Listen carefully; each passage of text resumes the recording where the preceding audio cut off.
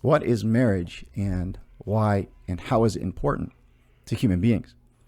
That was a question that came up in a recent Joe Rogan podcast where he had Matt Walsh on, and they had a 3-hour discussion talking over mostly about the What is a Woman documentary that he put out, but they talked a lot about a lot of the culture war issues. And towards the end of the conversation, they came up upon marriage, and they were talking about in the context of gay marriage and the context of what is the goal of marriage, what is the reason.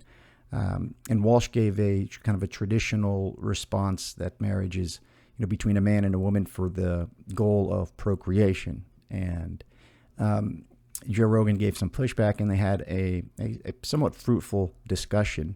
But I thought, given that we'd explore what is marriage from an Orthodox Christian perspective, and it's important to understand that marriage is the fundamental driver of reality in terms of the family is the nuclear unit with regards to building civilization. And I think it's important to understand that it's not arbitrary, that yet human love is a lower dimensional slice of God's love for man.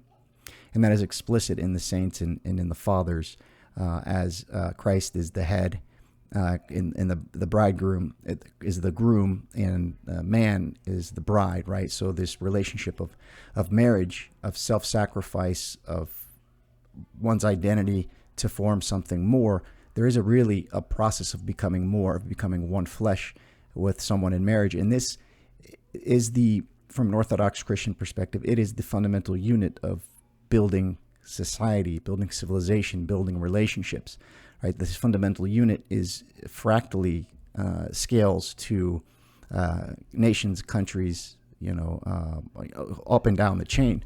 So what I want to do here is read a quote or a poem, a short one from Gregory Nazianzen, and read a couple more quotes from some of the saints on marriage and on specifically relationship of women to marriage and to Christianity. So let me know what you guys think here. So this quote, again, is a poem from Gregory Nazianzen on virginity. So he says, "By fulfilling this law in the union of love, we help one another, and though born of the earth, we are following the law of the earth that is also God's law. So then we profit wise marriage brings to the human race. So then what profit wise marriage brings to the human race? What has taught wisdom? Who has explored all there is on earth and the sea under the heavens? Who then gave laws to cities and before laws? Who filled the marketplace, the houses, the wrestling schools, the table for feasts? Who gathered together the choirs that sing in the temples? Who subdued the ferocity of wild life, cultivated the earth, crossed the seas, and joined in what was separate, unless it was marriage? But where is something better still? We are each other's hand, ear, and foot. Through the blessing of marriage, which doubles our strength and gladdens our friends. Anxiety shared sweetens our trials. Joys are the sweeter for being in common. Marriage is the seal of an affection that nothing can break. Those who are joined in the flesh form a single soul, and by their mutual love, together they sharpen the spur of their faith. For marriage does not distance them from God. Rather, it draws them all nearer to him, since he himself is the instigator of it. To which virginity replies, what this life is worth I leave to others to decide. But for me there's only one law, one purpose, that filled with the love of God I may depart from here to the God who reigns in heaven, who is the creator of the light. To him alone I have bound myself by love." And a couple of more quotes here on specifically the woman's role in the church and in marriage and in Christianity, some short ones here. But that beautiful poem there, it's like, that what we're aiming for is a relationship like that, is to be able to give yourself and sacrifice yourself for another person so wholeheartedly. But we fail to live up to that, right? We sin, we miss the mark. That doesn't mean we throw out the institution. That doesn't mean we water down the institution as such. There's something important that's not just epistemological, but ontological when it comes to marriage, I'd say, from an Orthodox Christian perspective.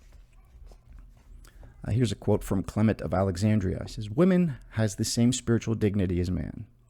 Both of them have the same God, the same teacher, the same church. They breathe, see, hear, know, hope, and love in the same way. Beings who have the same life, grace, and salvation are called to the same manner of being."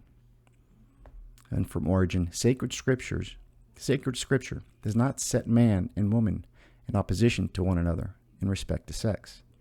Sex does not constitute any difference in the sight of God. From Gregory Nyssa here, woman is the image of God equally with man. The sexes are of equal worth. Their virtue are equal, their struggles are equal. Would a man be able to compete with a woman who lives her life to the full? And then another one from Basil of Caesarea. Those words of the apostle apply not only to men, for women also belong to Christ's army by the strength of their souls. Many women have distinguished themselves no less than men in the spiritual warfare, and some of them more. It was not only men, but also women who followed Jesus, and he accepted help from women as much as for men. And then finally from Basil again here. To the women surrounding her who were commiserating with her, we are made of the same dough as men. Just like them, we were created in the image of God. Are we not their equals in everything? To form woman, God did not only take flesh, but also bone from the other bones, so that women, like men, are indebted to the Lord for firmness, strength, and endurance. So saying, she leapt into the furnace. So I'm going to leave it there. I just wanted to chime in a bit in this moment here and add some words of wisdom from the saints with regards to this idea of the institution of marriage, the necessity of marriage. What is it going to look like going forward? There's a lot of questions here, and I'd love to know what you think. What are the root causes of the rapid increases in divorce rate? Does that matter? Is there another way to reconcile ourselves to each other than this institution of marriage? Can we just do away with it or water it down? I think these are important questions, just like the gender question is an important question, and I don't mean for culture war issues. Same thing with marriage. I don't mean this from a culture war perspective. I mean this from more of a fundamental civilizational ontological perspective. So let me know what you guys think, and until next time, God bless you.